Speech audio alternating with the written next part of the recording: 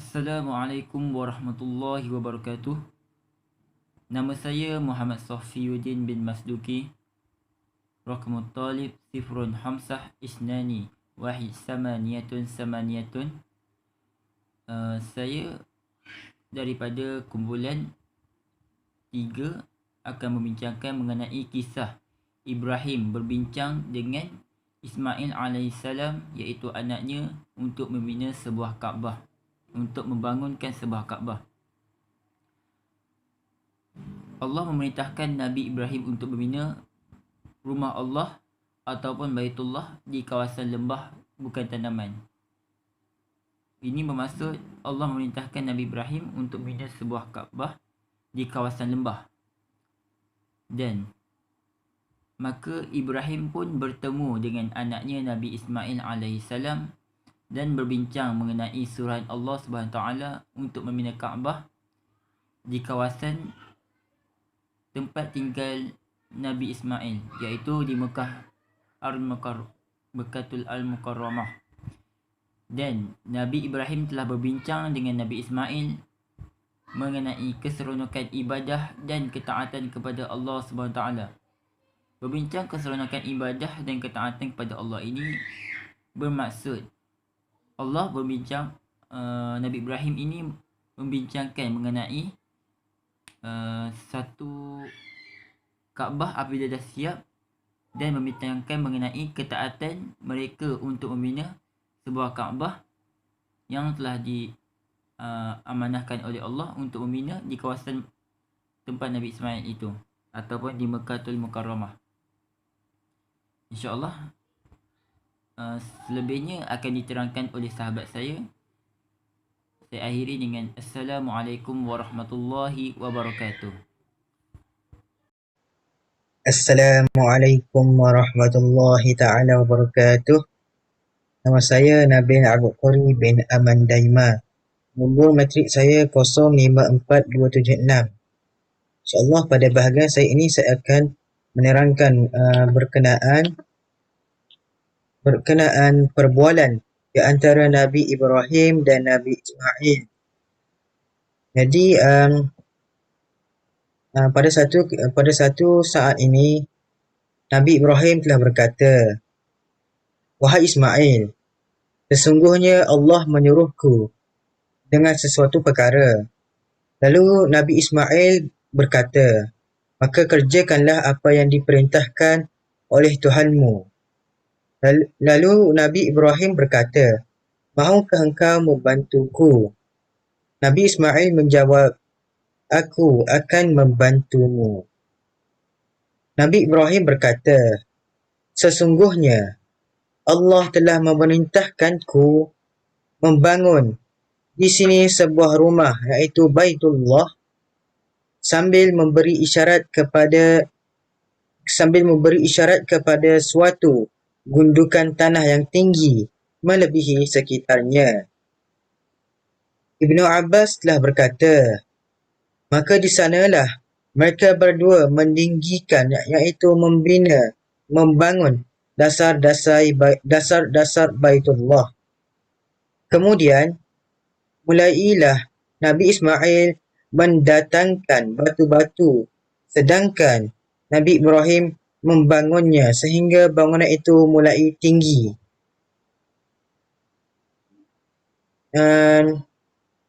Lalu makam Ibrahim ini adalah batu yang diletakkan untuk Nabi Ibrahim memijak di atasnya supaya dapat diselesaikan pembinaan Baitullah ini, iaitu Kaabah. Lalu menurut Ibnu Abbas juga terdapat satu doa daripada Nabi Ismail dan Nabi Ibrahim di dalam peristiwa ini.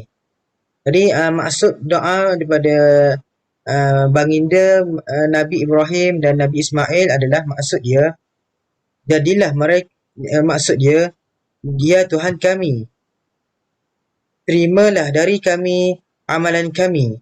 Sesungguhnya Engkaulah yang maha mendengar lagi maha mengetahui." Hadis riwayat Bukhari nombor 3365. Jadi mungkin kita tertanya-tanya, kenapa Nabi Ibrahim dan Nabi Ismail berdoa sedemikian? Menurut Dr. Zulkifli Al-Bakri di dalam satu laman web dan satu blog, uh, menurut Dr. Zulkifli, Nabi Ibrahim dan Nabi Ismail berdoa sedemikian kerana itulah adab sopan seorang nabi, keimanan seorang nabi dan perasaan seorang nabi terhadap nilai akidah di alam wujud ini. Itulah adab sopan, keimanan dan perasaan yang mahu diajar oleh Al-Quran kepada pewaris-pewaris para anbiya dan mahu ditanamkannya ke dalam hati dan perasaan mereka dengan saranan ini. Seterusnya, selain daripada pandangan bahawasanya Kaabah ini dibina oleh Nabi Ibrahim dan Nabi Ismail, terdapat 3 lagi pandangan mengenai siapakah pembina Baitullah yang pertama. Pendapat yang pertama, Kaabah ini telah dibina oleh malaikat. Pendapat yang kedua adalah binaan Kaabah adalah dibina oleh Nabi Adam alaihissalam. Pendapat yang ketiga adalah Kaabah ini adalah binaan daripada Syith bin Adam. Namun, tidak terdapat sebarang dalil yang sahih tentang 3 peringkat binaan ini. Kata Syekh Husain bin Salamah, telah datang beberapa riwayat daripada sahabat dan tabi'in tentang binaan Kaabah oleh malaikat Adam, Nabi Adam dan Syith. Semuanya menyebut tentang peristiwa yang berlaku tanpa menyatakan sumber riwayat tersebut sama ada ia daripada Nabi Muhammad SAW atau Bani Israel ataupun Ahli Kitab. Oleh itu, ramai ulama tafsir berpegang dengannya serta mencatatkan di dalam kitab tafsir mereka, kecuali Al-Hafiz Ibnu Kathir. Beliau telah mengkritiknya dan menyatakan bahawa riwayat tersebut sumbernya daripada Bani Israel, iaitu Israiliyat. Jadi Israiliyat ini kita tidak boleh terima semuanya dan kita tidak boleh tolak semuanya. Kita kena ambil yang tengah-tengah. Kerana apa? Kerana Israiliyat ni seperti yang kita tahu telah banyak diubah ada kisah pada Bani Israel. Jadi kita tidak boleh terima semuanya dan kita tidak boleh tolak semuanya. Sekian sahaja daripada saya serahkan poin seterusnya kepada sahabat saya. Assalamualaikum warahmatullahi taala wabarakatuh. Bismillahirrahmanirrahim. Assalamualaikum warahmatullahi wabarakatuh. Nama diberi Muhammad Iman Haikal bin Muhammad Rapi. Nombor matrik 054284. Jadi insya-Allah saya akan sambunglah apa yang dibicarakan oleh kawan saya ni tentang tajuk kita, iaitu surah positif yang mana Nabi Ibrahim bermesyuarat ataupun surah lah dengan Nabi Ismail alaihissalam untuk membina Kaabah. Jadi poin saya adalah Nabi Ibrahim mengajak anaknya, yakni Nabi Ismail lah, untuk bersama-sama dalam membina Kaabah dengan cara bermesyuarah.